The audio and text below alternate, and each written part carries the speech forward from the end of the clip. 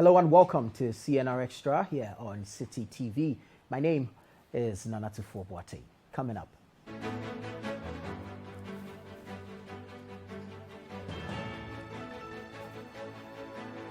Deported Chinese Galamsey Queen Aisha Huang remanded into police custody by the Accra Circuit Court after sneaking into the country early in the year with changed details on her Chinese passport.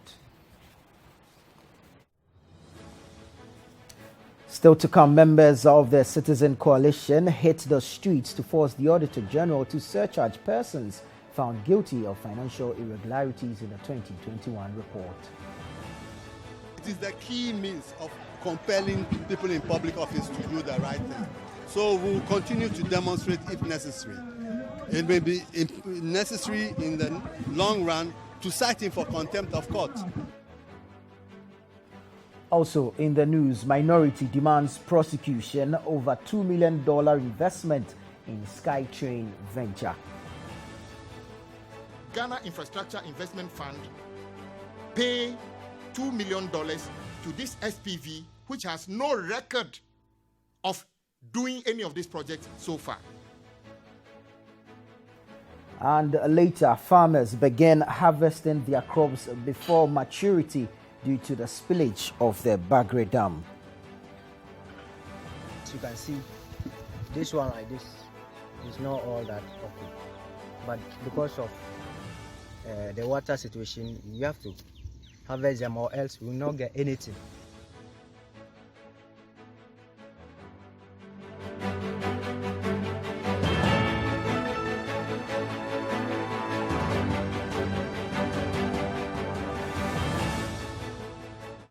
Many thanks for joining us. There's a CNR Extra, an interactive program.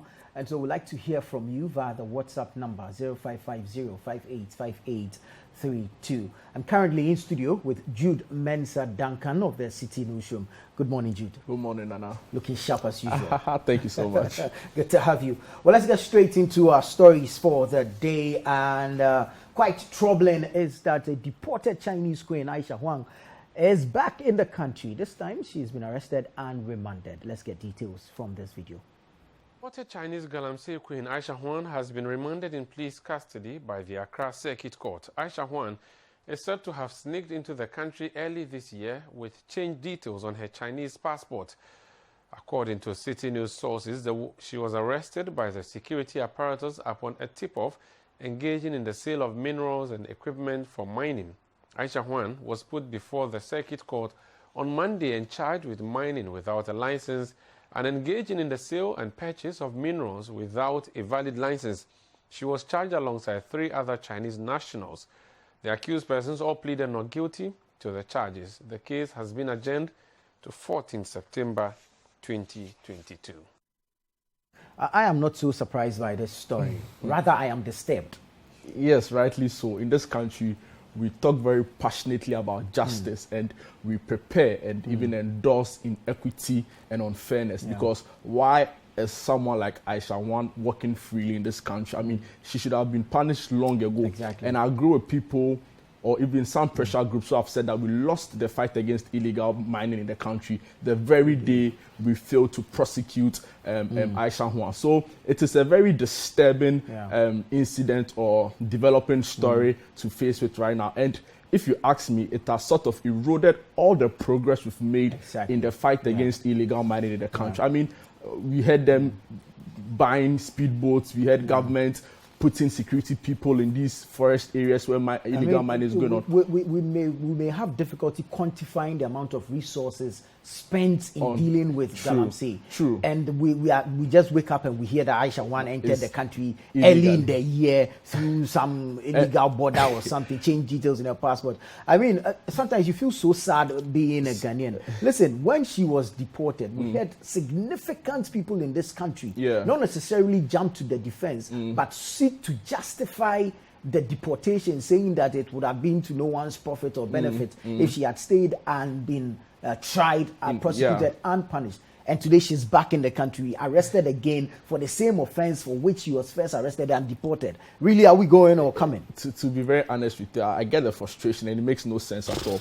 We need answers. That is really what we should be demanding. We need some answers. And for me, it's a multi-approach to this. There's the NIA involvement, because we understand she had a foreign national identity card from the NIA. The Ministry of Foreign Affairs should be speaking to us. The Ghana Immigration Service. What are the checks being done at our borders? Too many lapses. Even the presidency. I mean, for a president that is on record to have said he would put his presidency on the line against the fight of illegal mining, this really developing story, like I'm saying, has eroded all the significant gains, if any, we've made in the fight against illegal mining. So we need to hear the authorities speak. I think this time around, we should be the ones rather asking questions. I don't even expect any government official to come and release a statement or address the media. We should be asking questions, and they should be the ones providing answers. Now, accountability and transparency are the most important tools or ingredients, let me say, in the fight against illegal mining. So if these two are lost, then we have a big problem at our hands. It's sad that it's happened this way, and we expect that this time that she's rather openly come into our waiting hands, the law should work. The president said some time ago that upon hindsight, it was a bad decision that we let her go. So we hope that now that we have her now, let the door work. I mean, look at the reports by Forte State, for instance, where only about 2 or 3 people are in jail. That's foreign nationals. Even though all the time we see in the newspapers, we see in our tabloids that foreign nationals have been arrested. So it's unfortunate that it has happened, and we expect that at this particular time, I think it's a defining moment for the president. Whether or not his presidency is on the line against the illegal mine, we will see in the coming days on this story. I have said here on this show that Kwesi Menu in Bompata or somewhere has no money to buy an excavator or a Changfan to do that illegal mining. So we should be going after the big fishes. Listen, if you go into our jails, do you know how many of these young boys are on remand? Their cases have not even been called for the past 6-7 months. They are just languishing in the jail there. You got a person like Aisha Huang, her caliber, her stature. I mean, you let her go. And we wake up one day and you're telling her that she's back in the country, she snuck into the country. I mean, it's more depressing when you get people like the then senior minister telling the whole of the country that her punishment or her prosecution would have no significant economic gains for the country. So for that reason, they will go a long way to stop the illegal mining. And for me, I struggle how some government officials don't even see the point of it. So it's sad. We need to really look at our whole strategy again in the fight against illegal mining. Burning of excavators when they are supposed to be tendered in as evidence. Look at what is happening in the Western region now. It makes no sense. Excavator. This is not like what happened with the cocaine turning into cocoa paper. This is an excavator that you can see with your eye. 2 of such. How can you really tell this story? I mean, it's from sad. no mean place than a police station. It's sad. And we have a DCE and the police going at each other over it. It makes no sense to me. Listen, we need to wake up and be serious in this country. That is the only. And we need to take our people seriously and respect our people. You can't be throwing away because of what? It's crazy. But anyway, civil society is not happy with the Auditor General. I mean, he's put out a fine report, implicated a number of people, individuals, and organizations. But what happens to his powers to disallow and surcharge? Let's take a look at a demonstration by the civil society organizations. Welcome to the Citi Newsroom. My name is Vivian Kailoko. We're coming to you live from the streets of Accra, where the Citizen Coalition is currently protesting against the Auditor General's failure to surcharge persons who were found to be guilty of irregularities in its report. It's a rainy day here in the capital city of Accra. I can see Mr. Ampal here. I'm going to pick his thoughts about what is happening. A rainy day, you guys have defied the weather and you're here. Why are you protesting? Well, we are protesting to ensure that there's accountability in governance. That is all. The Auditor General has a duty, a constitutional duty, to surcharge persons who misapply public funds, whether stealing it or misapplying it. When they disallow it, he has to take the next step of surcharging them so that the monies are recovered, retrieved into the coffers of government. We all know that today, government has a huge crisis of revenue. Now, if you have billions of Ghana cedis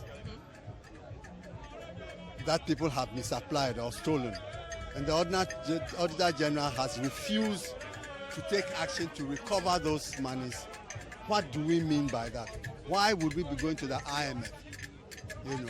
When within Ghana, if things are done properly, if we ensure that there's accountability and transparency, we'll be able to raise enough revenue to meet public expenditure. So our simple message here is to set out to the public and to all public officials that will come after them.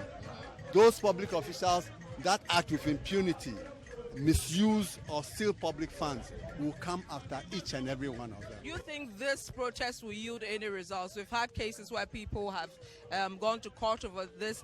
The Auditor General itself knows the rules of the game, that it's supposed to surcharge the people, yet it is finding it difficult to do because of one reason or the other. Will this make any impact at all, you think? The Auditor General may be finding it difficult to take action on it because he's under some pressure. So you need a countervailing public pressure to compel him to do the right thing. You see, it's important for people to understand that in the long run, people in public office only respond to mass action and mass protest. And this is only the beginning. We will be meeting the Auditor General on Friday to have a discussion with him about how he intends to carry out his constitutional duty of surcharging persons who have misapplied public funds. And after that meeting, we'll know the next steps to take. Okay, so after, I know you have a lot of plans lined up to take to force the Auditor General to do his job, but apart from the demonstration and of course meeting with the Auditor General, what else do you have in mind to force it to do its work? I think that the demonstration is not a part. It is the key means of compelling people in public office to do the right thing. So we'll continue to demonstrate if necessary. It may be necessary in the long run to cite him for contempt of court, because the Supreme Court has given a very clear decision as to his constitutional obligation. So his failure to comply with it is indeed contempt of court. What we are doing now is to serve him with notice, so that when it becomes necessary to go to court, he cannot claim that he was unaware. Thank you very much, Mr. Kotrampa. Mr. Kotrampa is one of the known legal persons here in Ghana, speaking to us about the protests we are seeing now. I'm coming to speak to another gentleman to pick his thoughts. The 17 billion, as outstanding as that is only the amount that concerns public state enterprises, the boards of state enterprises. So if you look at the total amount of public money that are being lost, it's even more than that. So we are saying that he should comply with his constitutional mandate and retrieve the monies on our behalf. It is irresponsible, it is unacceptable for him to continue to just allow people to take these staggering amounts of money and just go scot-free without any form of accountability. But over the years, we've seen the Auditor General struggling to surcharge people. I mean, you have decided to mount pressure to force the Auditor General to now surcharge people. From what you've seen so far, what do you think is stopping the Auditor General from doing his work completely? There is nothing preventing the Auditor General from doing his work. His predecessor, Daniel Domelovo, surcharged, who was in office for a shorter period, surcharged over 100 people. He has been in office for longer. He's surcharged only one person. So there's absolutely nothing stopping him. It's a leadership failure. It's abdication of responsibility, and we are calling on him to fulfill. The Constitution gives you the power to do something. Who can stop you? How far would you guys go to get him to do his work properly in your work? Well, we are citizens, and the same Constitution gives us different tools and rights that we will explore. So a lot of people will say go to court. That's also a permanent option, but as citizens, we have to assess which strategy or tactic is most effective. Today, we are choosing to protest. Tomorrow, it may not be court, it will be something else, but the Constitution gives something else like what? Give us an idea. The Constitution gives us so many options, like to call for people's removal from office, to remove people from office, to impeach people. And he also has, the Auditor General also has people who are supposed to hold him accountable. And if they also fail to do their work, they could also be held accountable. So we have many options. That's why I love the Constitution. It gives us many options as citizens, and we'll explore every single one of them to get this done.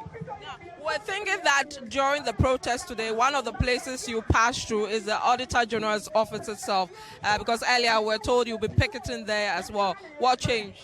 Well, we got there and there were armed police. That's right. The plan was to go by the Auditor General's office to present the petition, but we got to the junction and there were armed police blocking the access to the office. Obviously, we saw it as an attempt to provoke, which will eventually distract from the main issue why we are here. So in the interest of focusing public attention on the issue of the looting and the need for the Auditor General to surcharge the looters, we decided to just ignore the police provocation and go to an alternative venue, which is the Independence Square. Okay. So the police were there, they didn't allow you in, or you just didn't like the sight of what you saw? Obviously, they saw us coming and they armed themselves and blocked the access. So the only way we can get through is to push them. And we chose not to do that. All right? I don't think they have a right to block us, but we chose, as citizens, we chose to go to a different venue. Thank you very much. We wish you well. We hope the reasons for which you are embarking on this protest gets done. But thank you very much for your time. It's still the City Newsroom. My name is Vivian Kai Loco, still reporting from the streets of Accra. In a few minutes, the protesters here will get to the Independence Square, which will be their final point of call for this protest. And it's just a few minutes to the Independence Square, where, of course, there'll be a series of addresses by the protesters here, the Citizens Coalition, who are protesting today to force the Auditor General to surcharge persons who have, one way or the other, gotten themselves involved in irregularities leading to the country losing millions of cedis. The Constitution is very clear. The Supreme Court has made it very clear. And they are blocking her. And we are not doing it. So today we are here. We have a petition that we want to give to the representatives of the Auditor General, and we are expecting that they will tell us something good so that all what we are demanding, we can begin to work on it. So the petition is in this envelope. We had an attachment which is in an Excel. We have taken time to even extract some of the potential cases of surcharge, which we want to work on. So we will send that by email. These days we are doing technology, so we shouldn't have any problem with that. But now we want to hear from them. Because we have been at least corresponding for a little while, what do they have for us? So that we can be reassured that as citizens, we can protect our city. Yeah? In these IMF days, we should not leave one city behind. I acknowledge receipt of this petition on behalf of the Auditor General and the Audit Service. You know, I want to thank you for coming and the peaceful manner in which you have exhibited this demonstration. We want to assure you that we as Ghana Audit Service acknowledge and in fact agree to all what you are doing. We have a common goal that we need to fight to make sure that every city is accounted for. Exactly. That is why we have actually exposed and publicized our reports. We have agreed with management for another meeting somewhere on Friday where we'll sit down and agree on the way forward. So on behalf of the Auditor General and on behalf of every Ghanaian, I want to thank you for drawing our attention to this and to assure you that all the concerns that you have raised will be addressed. So that's members of the Citizen Coalition presenting their petition to the Auditor General's rep here, and they are supposed to meet on Friday to have further discussions and take a decision on the way forward. So you saw Kojo Asante on behalf of the coalition doing the presentation of the petition to the rep from the Auditor General's department. So from here at the Independence Square, marches have come to an end here, and of course the coalition have ended their walk from the A4 Sutherland Park here to the Independence Square. See, Jude, isn't it mind-boggling that in the past 3 years, some 48 billion cedis have been lost to what they want to term financial irregularities?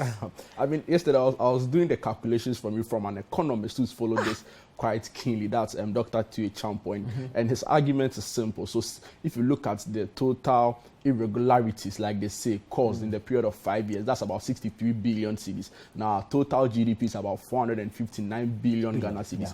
You do the division, it's about 14% of our GDP lost to corruption and irregularity. So it's by no means a joke at all. It's serious. And I've always said that if you look at, for instance, what the CSOs are pushing for, that's the ability of the Auditor General to enforce surcharging and disallowance. I think it's at the height, or it's at the peak of our accountability structure in the country, and it is backed by law. I've also heard arguments that, in fact, the Auditor General, that's Mr. Johnson, is probably even in contempt of the court, because you would recall in 2017 when a pressure group, Occupy Ghana, took the Auditor General at the time, that's Yao Dumelevo, to court over his powers of surcharging and disallowance. The court ruled clearly that it's in the powers of the Auditor General to ensure that surcharging and disallowance are enforced, so that people who are on record to have misused or misapplied state funds are made to pay back and also even prosecute in some instances. So I don't understand really why the Auditor General is refusing or shying away from this responsibility.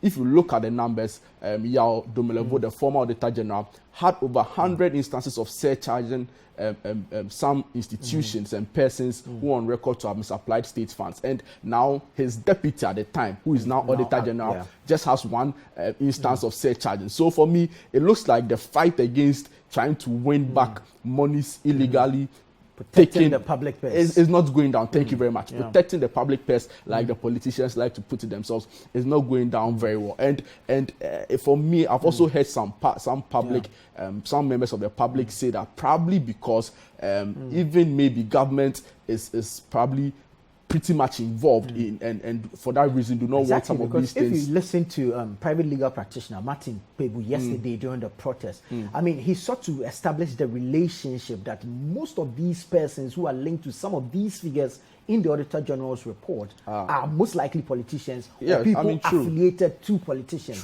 And mostly in power. So like you're saying, and for a government that is really hard on fighting corruption. I mean, how many times have we heard the president or even the vice president say that his government is going to protect the public purse? These are some of the steps you should take. Maybe I don't even understand the hesitancy of the Auditor General, because he's backed by law to be enforcing some of these states. I believe that if the conversation is widened or broadened and government or the executive begin to speak about some of these things together with the CSOs and other relevant stakeholders, we should be seeing, but it's about time. It's far overdue. Exactly. And for me, it gives me excitement that the CSOs really have woken up and are taking on or engaging in some of these political mass action. We need to commend them. Exactly, they really need to be commended, because there was a period in this country where certain CSOs were tagged to be affiliated to certain political parties. And so it was difficult really getting them to do the kind of advocacy work they ought to be doing to get us the kind of transparency and accountability we deserve as citizens. So, I mean, it's beautiful that they are taking up this kind of action. But kudos to the senior man, Lawyer Akuto Ampao. I mean, this was the president's lawyer. During the election petition. Yes, but he's not playing stooge to the presidency at all. I mean, he probably underscores to a core the principles of the person. I mean, the fact that you represent him in court doesn't mean that when something is going wrong in the country, you sit aloof. So, I mean, Imani, CDD, Occupy Ghana, which started this in 2016 and made the Supreme Court give a ruling on this party. I think all of these CSOs need to be commended, and they should keep up the fire. They should keep burning. I'm sure in the coming days we'll reach some. And perhaps somebody should take the Auditor General on. Listen, this 48 million we've lost in 3 years, if we get a quarter of it, we wouldn't have to go to IMF. That is true. We wouldn't have to go to IMF. That's a statement of fact. I mean, so yes. But then kudos to the CSOs. We appreciate the effort so much. And yeah, the media clearly continues to support such actions. Let's now take you to Yendi, where some 2 persons have been arrested in connection with a killing in the area. Police over there have arrested 2 people in connection with recent killings in Yendi. There's more on this report. On August 16, 2022, 1 person was shot and killed by unknown assailants in Yendi, with his motorbike taken away. And on the 30th of August, another person was also shot to death by unknown persons at Guntengle in the Yendi township, with their motorbikes taken away. 3 days later, the suspects were seen at Gushagu with one of the motorbikes and were arrested. They were charged with conspiracy to murder and arraigned before the district court in Tamale, where they were remanded into police custody for investigations to be completed. City News understands that when they were arrested, some fake currency and substances suspected to be Indian hemp, that's weed, were found on them. Monday's court was on the murder case, and on Tuesday, they shall again be appearing with the circuit court for allegedly possession of the fake currency and the substance. They are to reappear in the magistrate court in 2 weeks. The issues in Yendi always disturb, and they don't seem to want to go away. But I mean, it's refreshing to hear that the police are making some strides with respect to the happenings there. I mean, if they are seen to be unbiased and prosecuting the case as per the details of the law, it goes a long way to settle some of these things. Perhaps not, I mean, we are hearing that these are attributed to ethnic conflicts and all that. Perhaps not directly addressing the conflicts, but putting a stop to the killings. I was reading this that said that it appears that some of these crimes appear to be on the high in areas such as Yendi. And for me, I've even said on this platform that if you consider some of the things happening right now, it has some serious ripple effects on the economy. I mean, in ways we don't even imagine, and it affects investor confidence. It affects so many things in the community and safety of even. I mean, so many things come to a standstill when some of these crimes are committed. So it's a call in the right direction. I feel the Ghana police should be taking it up quite seriously.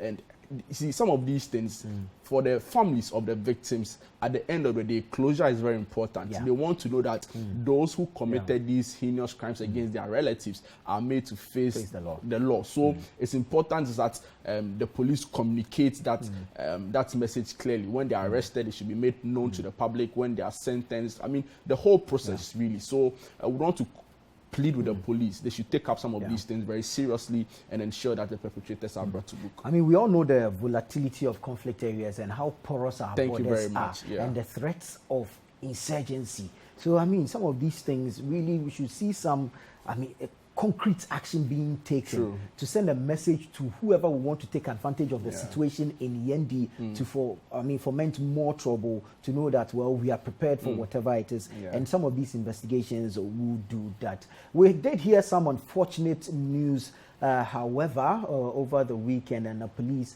say they are investigating. This has to do with the death of the Karachi East MCE. The MC for Karachi East municipality has been found dead in a hotel in Kumasi in the Ashanti region. Let's bring you more on that story. The death of the MC for the Karachi East Municipal Assembly and the Dean of MMDCs in the Oti region, Francis Kofi Okeso, hit social and traditional media in the early hours of Monday, 5th September 2022. According to sources, the lifeless body of the MCE was found in a room he had booked in Kumasi. According to the police, a careful examination of the body by health professionals found no marks of violence. Reports revealed that the deceased had checked into the hotel late on Friday, September 2nd, 2022 with his driver, Francis Kofi Okeso, had not been seen since he checked into the hotel, and efforts to reach him proved futile. Investigations also established that Francis Kofi Okeso could not be reached by his driver on the scheduled day of their return to Dambai on Sunday, September 4th. An official complaint was lodged with the police by the manager of the said hotel in Kumasi. Subsequently, the police broke into his room only to find a dead body of Francis Kofi Okeso. Although the cause of death of the MCE is yet to be known, investigations by the police have begun. In an interview with Citi News, the Oti Regional Communication Director of the New Patriotic Party, Seydou Musa, said, "The region has lost a very energetic and hardworking MCE who doubles as the dean of MMDCs in the region." According to Mr. Seydou, the death of Mr. Francis Kofi Okeso is very shocking, as he did not suffer from any ailment until his demise. He added that the MCE was not on an official trip to Ashanti region, where he met his untimely death. Rather unfortunate there, but I mean, as a government official, a person appointed by the president, the police should expedite the investigation so we get to the bottom of this.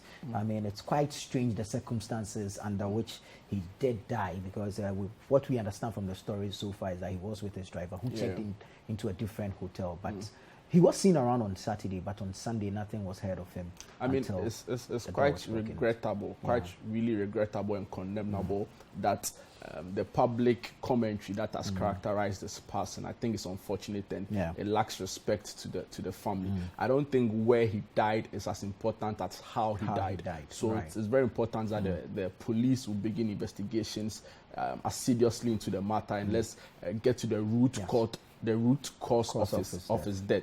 I don't think some commentary that has surrounded his death because it happened in the hotel is fair, and it further worsens the pain of the grieving family. So we want to call especially the media and some of the online bloggers and even the tabloids to be very circumspect in the reportage of some of these things. The dead and the privacy of the family. Respect the privacy of the family. Let's allow the family to grieve. I mean, losing a loved one, it's not an easy thing. So let's not make mockery of the death or the passing. This was a father, a husband, a breadwinner, and no mean person. He was the MCE of Karachi East, appointed by the president of Ghana. So let's respect the dead and allow the family the privacy and the space to be able to grieve. But then also we like to call on the police to expedite the investigations, and let's get to the bottom of this matter.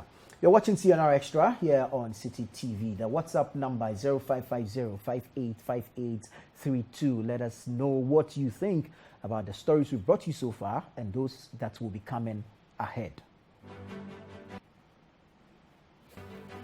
Minority demands prosecution over $2 million investment in SkyTrain venture. We'll be right back with the details. Do stay.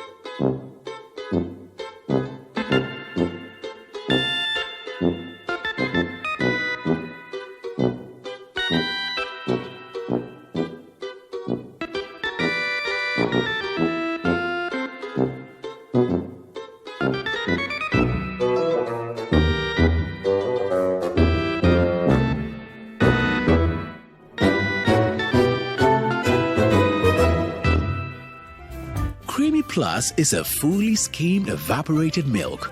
Creamy Plus is available in a shop near you. This message has been vetted and approved by the FDA.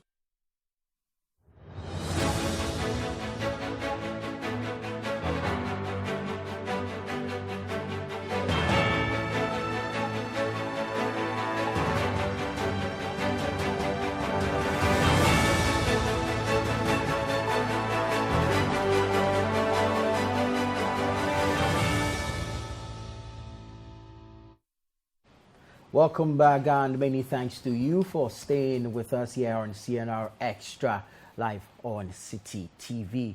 Well, the government of Ghana was set to surprise the world with a SkyTrain project. As to the progress of that project, there's nothing to write home about it. But the Auditor General's report has revealed a $2 million investment into the venture. The minority in Parliament is not so happy about this. Ranking member on the Roads and Transport Committee of Parliament, Governor Kwame Agboja, is demanding the prosecution of officials of the Ghana Infrastructure Investment Fund who signed off a $2 million investment in a SkyTrain venture. Let's bring you details of that story. The Auditor General, in his latest report, flagged the said $2 million investment by the Ghana Infrastructure and Investment Fund in a SkyTrain venture. But the Daklu MP, Gavin Kwame Agboja, is of the view that the recommendations of the report and the Auditor General are not far-reaching enough. On what basis did Ghana Infrastructure Investment Fund pay $2 million to this SPV, which has no record of doing any of these projects so far? I think this is very reckless, and it cannot be that we should, the recommendation by the Auditor General that they should monitor and find out if they can recoup this money.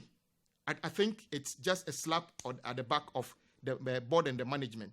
I think the Auditor General should activate and probably send them to Yoko for this money to be retrieved, because this money, I can tell you, is a waste. We should have waited for the feasibility to be completed to see whether even it is feasible. Which of you would pay a consultant half of so much money to do a design for you when you don't have any capability, whether you have the ability to build your house? He also contends that the fund is wasting millions of taxpayer funds in a purported hotel venture at the airport. Of your favorite parliamentary news magazine program, The Chamber, right here on Citi TV. Parliament is still on recess.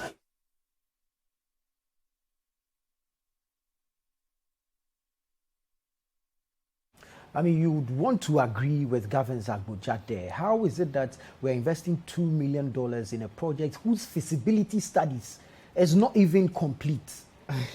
Nana, there's a running joke that when this thing came out about the SkyTrain, they created the impression that they were going to put the trains in the sky, connect the railway all over the thing. And later, when it was pushed by the media and the minority in Parliament, they were told that, oh, SkyTrain is the name of the company doing the train on the ground. So the inconsistencies has always been there. 2019, I quite recall the late former CEO of the Ghana Railway Development Authority, Mr. Richard Dombo, when he was first speaking on this whole SkyTrain matter, it gave me the impression that we are really going to have trains in the sky.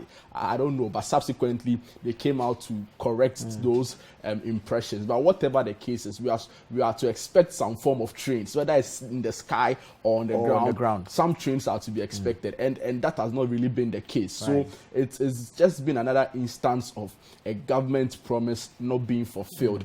And for me, if some amount of 2 million Ghana cedis has gone $2 million. $2 million. US dollars has gone into this project. We expect that government will communicate at the very least and account for some of these monies. Banana, it's been nothing to write home about. We've been emphasizing on in this station, on radio, that's Citi FM and even Citi TV, how we need to improve our transportation sector in the country and how it will save us a lot as a country if you are able to get our transportation right. Government has not really heeded to some of these calls, and some of these stories are very depressing really to read and listen to. So we want to plead again that let's get back to the conversation, the basics really.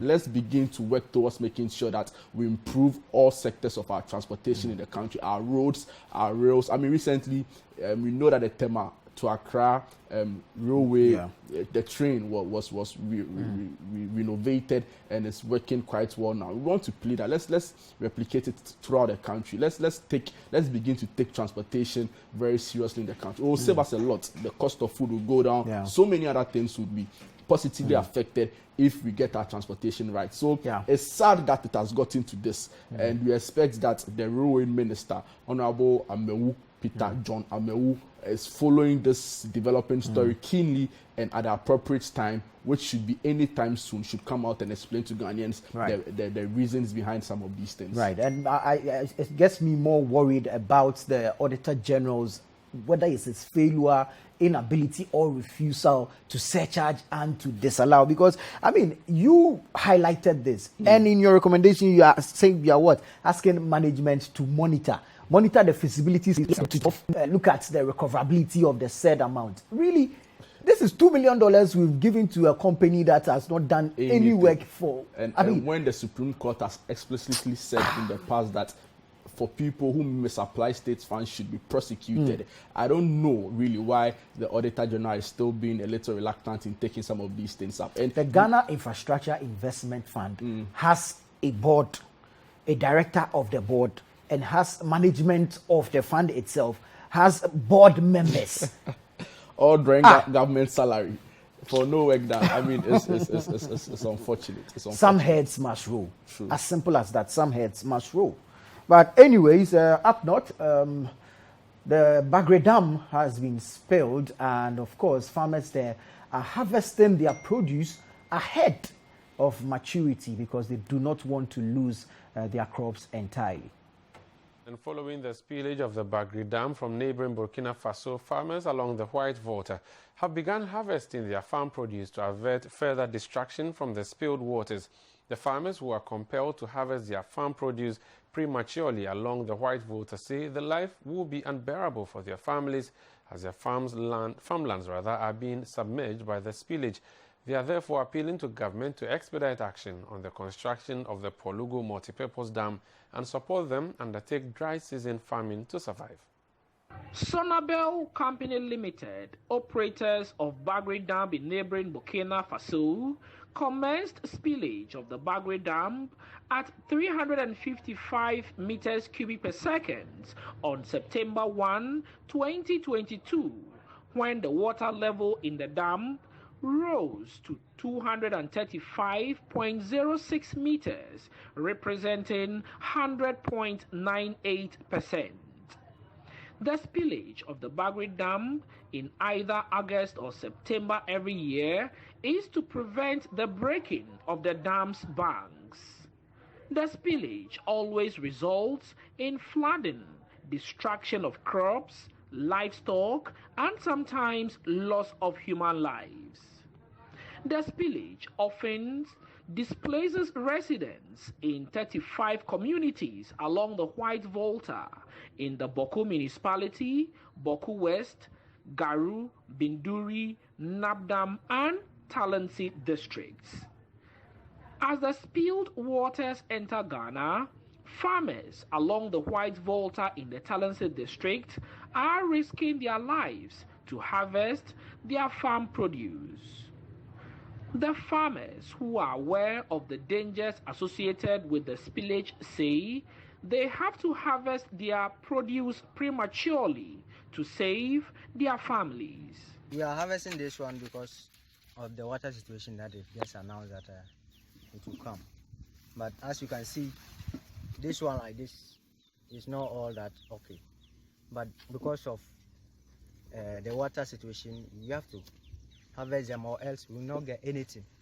Tirmea wana kobilla chaya punga nire songa biri la neta razu ugmo na nyese elafin bat kuula ya neta wana ya kuduba dona yuna ja bulgula en ligisi la haka tara la ananda bulgula uganyango ko zi ata kuula kadita we ko be ha tidiela bala na bon bitu bi kuula start ditabo kuula start de diela na ja te kamit mana insi ya mana ti petia te pungma te confuse me diku diela bala ka bi charam da kan ni mi ta ka bori te na diela bala ko bi ya no to wana ko a kan pe ko ni se bi ya ka banga mana insi. The affected farmers want government to find a lasting solution to the annual spillage of the Bagre Dam and support them with funds and subsidize farm inputs to engage in dry season farming, as most of the farm produce are being lost to the spilled waters. This water level, actually, if they can do anything to prevent the water from coming too huge like that, so that it will help us harvest something small to earn something to our package, it will be better. Talensi District Director of the National Disaster Management Organization, NADMO, Robert Alpha, has admonished farmers to mop up their produce from the farms and exercise caution. The water is rising, and at the moment the river has overflowed its banks. The water is now entering into the low-lying areas along the river. We continue to urge them, number one, to harvest what is ready. If there were doubts that the water was not coming, now the indicators are very clear that the water is coming, and I want to let them know that more water is on the way, because on the daily basis they keep on increasing the volume of water released from Bagre Dam. So the information is that those who still have doubt should make sure that they go and pick whatever is there, and then they should also try as much as possible to avoid the flood waters when they come. The spillage of the Bagre Dam has compelled many farmers who farm along the White Water to commence harvesting their premature maize. They say that the water levels would continue to rise and would submerge a lot of their farms should they not harvest now. They are, however, appealing to government to fast-track the construction of the Palugu multi-purpose dam to control the waters, or better still, negotiate with the authorities of Burkina Faso to spill the Bagre Dam in bits instead of the mass spillage. For Citi News, I am Frederick Audi, Palugu. Since 1999, we've seen the devastating effects of the spillage of the Bagre Dam, mostly worsened by that of the Kompianga Dam, because the excess water comes here. We've not been able to find a lasting solution to this. I mean, the stock of the Palugu multi-purpose dam, which is supposed to act as a reservoir and, of course, an irrigation, more of an irrigation facility for farmers in the area, and of course generate power as well. We got funding from France also, but Palugu is sitting somewhere uncompleted. I mean, you're right. For the past 23 years, the effects and the casualties really from the spillage of the Bagre Dam has remained relatively unchanged, and it's led to the destruction of lives, it's led to the destruction of farmlands, of properties, and so it is very unfortunate that some of these things are happening. Is there a case really that maybe the early warning signs does not come along with some enforced local actions? And also, if you understand or you listen to the experts speak on this, it's a whole social, cultural, and even socio-economic problem some people are facing. I mean, some people in these communities where they are most affected by the spillage have so many different reasons for some of what is happening. So to a large extent, local action has not been efficient or been the best. In the past, some people were using sandbags to prevent the spillage and all of that, but really not sustainable. So it's about time we call for some climate change interventions, cultural reorientation really for some people in the area, structural engineering to fix the problem, and of course some sustainable risk reduction at the local level, some capacity building in sustainable risk reduction. Really, the 5 regions in the northern part of the country, what are the challenges there? Access to potable water, water for irrigation, rural electrification are some of the major challenges there. This same place happens to be a food basket supplying the southern part of the country. So, I mean, mini dams. What happened to one village, one dam?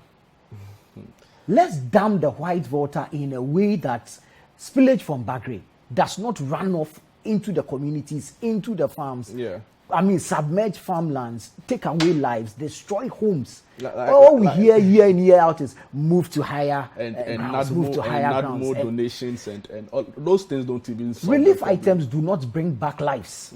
I mean, very true. And like I say, now the farmers have to resort to an early cultivation of their produce, and it's not really proper. So like you are saying, we need climate change interventions. We need structural engineering, like you're saying. Some have even called for the construction of a reservoir closer to the White Basin to be. I mean, the experts have been saying this, and also a cultural reorientation, and also some education on sustainable disaster risk reduction at the local level to boost their capacity in fixing and tackling some of these problems. Now we're seeing farmers harvest prematurely, but you see, we have the CSIR. We have the Ghana Atomic Energy Commission who have developed seeds that mature earlier. Why are we not supplying our farmers up there with some of these seeds so that they can, harvest their produce in time before the spillage happens? Maybe you should write a proposal. You should write a proposal to government on this, because you clearly have all the information. It just saddens us. You see, there have been some fine documents written about the effects of the Bagri Dam, controlling it, mitigating it, and even addressing it completely or permanently. But, the powers that be will subject it to their political jargons, and then we'll know what becomes of it. You're watching CNR Extra here on Citi TV. Still ahead. Ghana Chamber of Telecommunications urges persons with concerns regarding the acquisition of the Ghana card to petition the authority. We'll be right back with the details.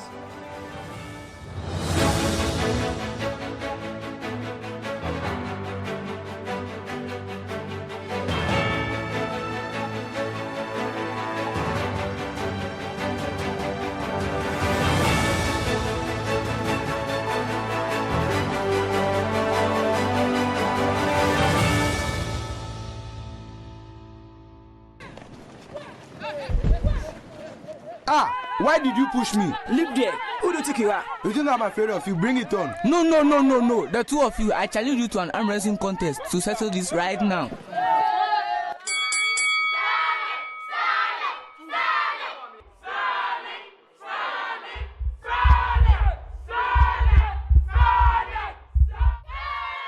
The Ghana Arm Wrestling Federation presents the HD Plus Kids Arm Wrestling Championships 2022.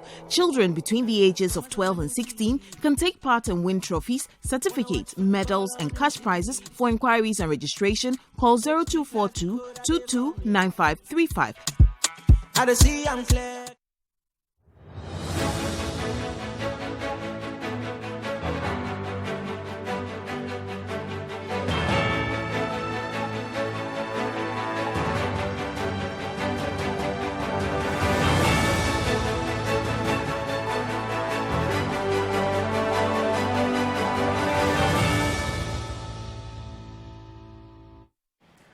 Welcome back. This is CNR Extra on Citi TV. Let's bring you more. And the Ghana Chamber of Telecommunications is urging Ghanaians who are still having some challenges, genuine of course, with the acquisition of the Ghana card, to aid with their SIM re-registration exercise, to petition the minister. Now, the Ghana Chamber of Telecommunications is urging persons who have genuine concerns regarding the acquisition of the Ghana card to petition the Minister for Communications and Digitalization to ensure they are not negatively affected by the sanctions on unregistered SIM cards. Speaking to Citi News, the Chief Executive Officer for the Chamber, Engineer Dr. Kenneth Achigbe, noted that the sanctions being imposed will compel persons who have the Ghana card to register before the 30th September deadline. Citi News' Ashanti Regional Correspondent Fatia Aminu Ibrahim has more. The National Communications Authority, NCA, in a letter on Friday, 2nd September, announced to all mobile network operators that starting Monday, 5th September, it is instituting some sanctions against mobile network subscribers who are yet to re-register their SIM cards. The NCA in the letter also reminded SIM card users that it will stick to its 30th September deadline of SIM registration exercise, and all unregistered SIM cards will be blocked. In an interview with Citi News, the Chief Executive Officer of the Ghana Chamber of Telecommunications, Dr. Kenneth Achigbe, noted that the measures are in place to urge all persons who have the Ghana card but have still not registered to do so. You know that since the minister announced that there was going to be a conditional extension of the SIM registration, on the 28th of July, there were 2,580 something people who were registering. By the 18th of August, it has dropped to around 5,000, about a 98% decrease. So definitely, there are people who have the Ghana cards who are not registering. And that something needs to be done to ensure that they are able to register. So this punitive action is to enable those who have the Ghana cards to do it. Dr. Kenneth Achibi encouraged those who are unable to re-register their SIM cards because of genuine issues they have with the Ghana card and may subsequently be affected by the sanction regime to petition the NCA on the plight. For me, my appeal is that the government working together with the Ministry of Communication and Digitalization, Ministry of Interior, the two ministries for the NIA and then the NCA, can get these two entities to work together so that those who genuinely are unable to register, we are able to resolve the challenges for them. Citi News checks at some registration centers in the Ashanti region, however, show that it appears many persons are so far not aware of the sanctions, as just a few persons have visited registration centers to register their SIM cards. Some of them have been speaking to Citi News about the sanctions. I think it's individual difference because some calls are really important. Maybe there's an emergency, you are trying to reach someone within some few minutes, and because of this, you can't get. Okay, I said it's a good idea for government ministers to do that thing for the Ghanaians. So even in Ouagadougou, I'm from Ouagadougou, Burkina Faso.